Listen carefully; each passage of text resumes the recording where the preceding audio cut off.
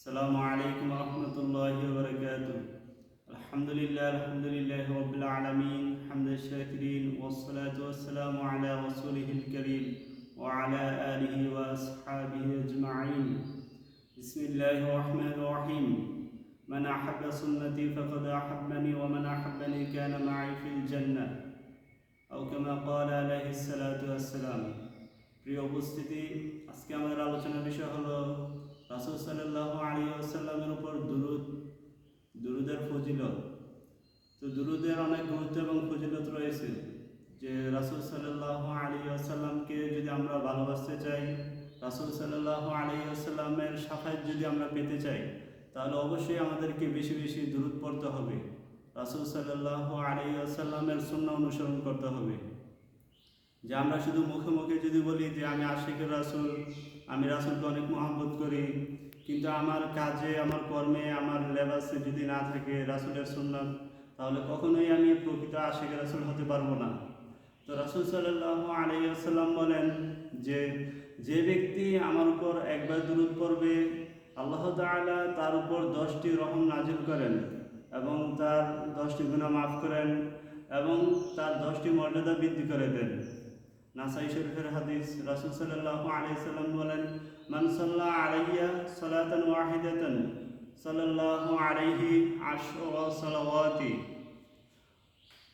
ওয়া হুত্তাত আনহু আশরু খতিয়াতিন ওয়া রুফিআ লাহু আশরু দারাজাতিন। প্রিয় উপস্থিতি, শুধু তাই নয়, রাসূল সাল্লাল্লাহু আলাইহি ওয়াসাল্লাম আরো বলেন যে পৃথিবীতে কিছু ফেরেশতারা আছে যারা পৃথিবী ভ্রমণ করে, যে তারা দেখে কে আল্লাহ তাআলার কোন বান্দা তার রাসূলের উপর দুরূদ পড়ে এবং সেই বান্দার দুরূদ রাসূলের নিকট পৌঁছে দেয় যে আপনার ওই উম্মত আপনার উপর দুরূদ পড়তেছে।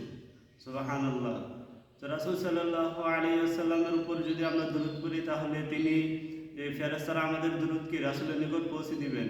এবং রাসূল সাল্লাল্লাহু আলাইহি ওয়াসাল্লাম তিরমিজি শরীফের হাদিসে বলেন যে ব্যক্তি আমার নাম শুনলো অথচ আমার উপর দুরূদ পড়ল না, সে ব্যক্তি ধ্বংস হয়ে যাক। তো আমরা অবশ্যই রাসূল সাল্লাল্লাহু আলাইহি ওয়াসাল্লাম নাম শুনলে আমরা অবশ্যই দুরূদ পড়ব। রাসূল সাল্লাল্লাহু আলাইহি ওয়াসাল্লামের উপর আমরা কি সবসময় দুরূদ পড়ার চেষ্টা করব, সবসময় আমরা দুরূদের আমল করব।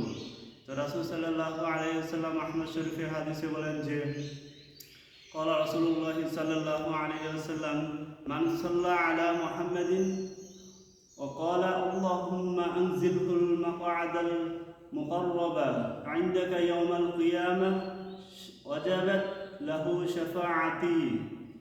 যে ব্যক্তি আমার উপর দুরূদ পড়বে, কিয়ামতের দিন তার জন্য সুপারিশ করা আমার জন্য আবশ্যক হয়ে যায়। সুবহানাল্লাহ।